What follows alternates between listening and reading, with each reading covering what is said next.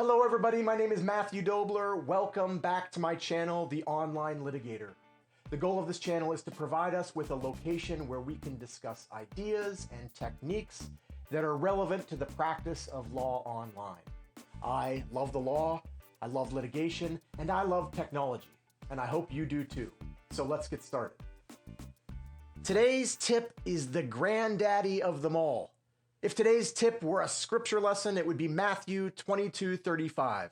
If today's tip were a sporting event, it would be the Super Bowl. And if today's tip were a meal, it would be Thanksgiving dinner. It is the most important thing that you can do to make yourself a better online litigator.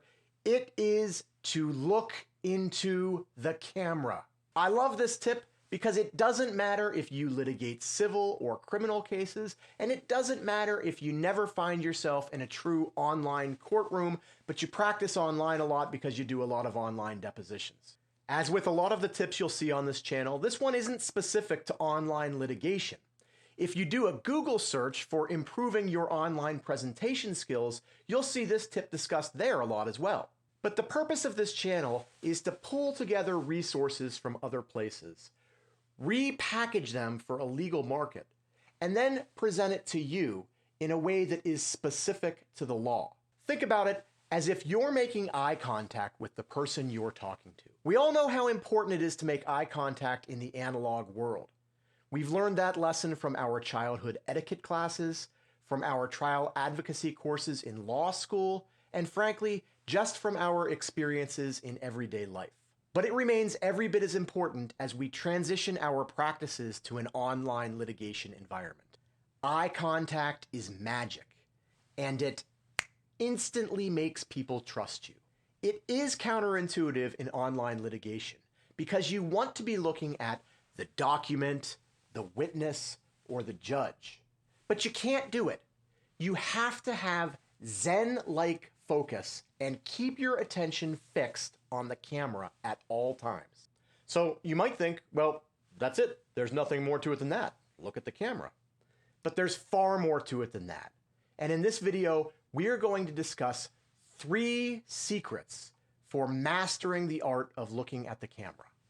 They are preparation, assistance, and tools. The first tip is probably the first tip to most legal work, and it is to be prepared. Obviously, if you know what you want to say, it's a lot easier to look at the camera and, say it. You should write down or outline your arguments in advance. You should list the questions you want to ask your witnesses. And you should think generally about what it is that you want to say. Remember, you are no longer going to have the time in the car on the way to the courthouse, which is, frankly, when I did a lot of the thinking about what I was going to say. So you may need to rework your workflow a little bit to give you time scheduled for that preparation. But this tip goes farther than that. You need to know the documents that you'll be working with. You need to know your slide decks backwards and forwards. And you need to know the technology really, really well. At the end of the day, when you are on camera, your job is to look at the camera. And anything that you can do in advance that makes it so that you can keep your eyes on the camera is time well spent. Tip number 2 is similar, and it is to have help. Have another attorney or a paralegal or even just a secretary come with you to the online courtroom. There's tons of things another body can do to free you up to look at the camera. For example, that other person could take notes for you. They could keep an eye on the finder of fact and try to gauge the response, or they could even be preparing other questions for you to be asking the witness. Again, anything you can offload to another person that frees you up to keep your eye on the camera is worthwhile. But you might be asking yourself, how can I communicate with a helper if I can't take my eyes off the camera? So step 3 is to take advantage of some new tools. The first of which is called back-channel communication. Now I can and will do a whole video on back-channel communication during online litigation. But the general idea is some way for you to communicate with your legal team in a manner that your opponent and the judge don't see. Think about it as the online equivalent of the Post-it notes that we pass to each other in an analog courtroom. This could be something as simple as a Google Doc where an associate is writing down new questions that you might want to ask a witness even during the examination. But it could also be something as powerful as a pair of AirPod Pros that let you secretly and very quietly get whispers in your ear from members of your legal team, even during the online hearing. Now, there would obviously be ethical and practical considerations that you would want to think through before you employed a tactic like this, but it is definitely something worth considering, and I promise you, we'll have more to say about this in a future episode, so stay tuned. The second tool you can use to keep your eyes locked on the camera is a teleprompter. These come in two varieties, software teleprompters and hardware teleprompters. On the software side, there are apps in all your favorite app stores that let you mimic a teleprompter. My understanding is that what they do is they let the text scroll right across the top of the screen so that if you have a built-in webcam and you're looking right up at that webcam, if the text is just scrolling right beneath it, you have the opportunity to kind of look as if you're looking at the camera when in reality you're reading that text. I've never actually used one of these because I must admit I'm a little afraid that looking at the camera and looking just a little bit away from the camera will be different enough that I won't get that same benefit of the eye contact. I think about it a little bit like that friend that you have that never looks you quite in the eyes when you talk to her, and she's just always looking a little bit past you, or she's always kind of looking around when she talks to you. But there's a difference between looking in the lens and looking near the lens, and I'm afraid that that will be different. The other option is an actual hardware teleprompter. They make it so you can stare right through the words and you can read them even while you're keeping your eye directly on the lens. Amazon has options ranging from about $79 all the way up through about $550.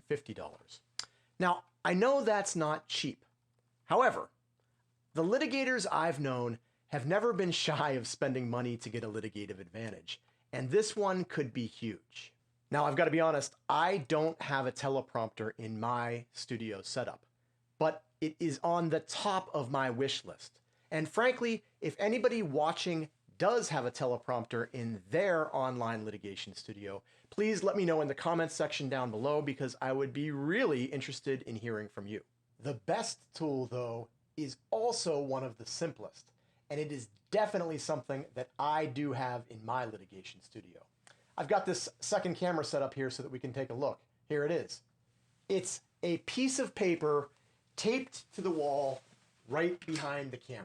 If you position the paper correctly, you can make it so that you can kind of see right through the camera to the words that are on the page.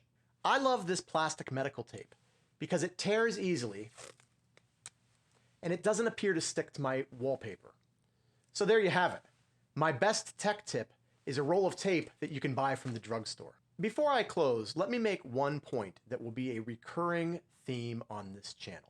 You'll notice all of the tools I've suggested you try are also used by news anchors. Intercom systems that let the control room talk to the on-air talent, teleprompters, and cue cards are all staples of the broadcast news industry. And I know that because I have a background in television and film production with a focus on broadcast news. Here's a picture I took back in the day in this control room of one of my favorite studios just for fun. But I'm telling you this because it is an important parallel to draw. We are creating a world where you litigate inside of a box. But the people you are attempting to convince, whether that is an online judge, someday in the future an online jury, or even the local zoning hearing board that you're appearing in front of during their Zoom meeting. All of these people already know somebody who lives in this same box, and it is their favorite TV news personality. So we, as online litigators, have a lot to learn from the broadcast news industry and we are wise to borrow many of the tools and techniques from our colleagues in that field. More importantly, the more we look like television news, the more likely our audience will give us the same credibility they give TV news, whether that's right or wrong. Again, you'll hear me making this point over and over again on this channel. Let's call it hashtag Model TV News so that we can always come back and find every episode where we talked about this in the future. So let's wrap this up with my 3 key points for this video.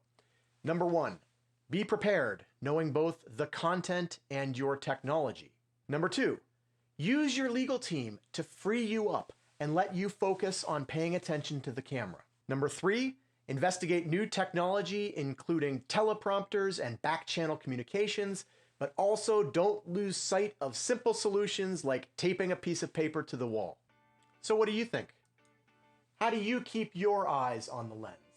Let me know in the comments section down below, because I definitely hope to pick up a tip or two from this video.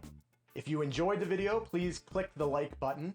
If there's a lawyer that you think needs to hear the secret to looking good in online litigation, please share this video with him, her, or them.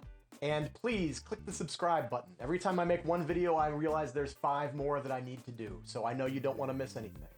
Until next time, thank you.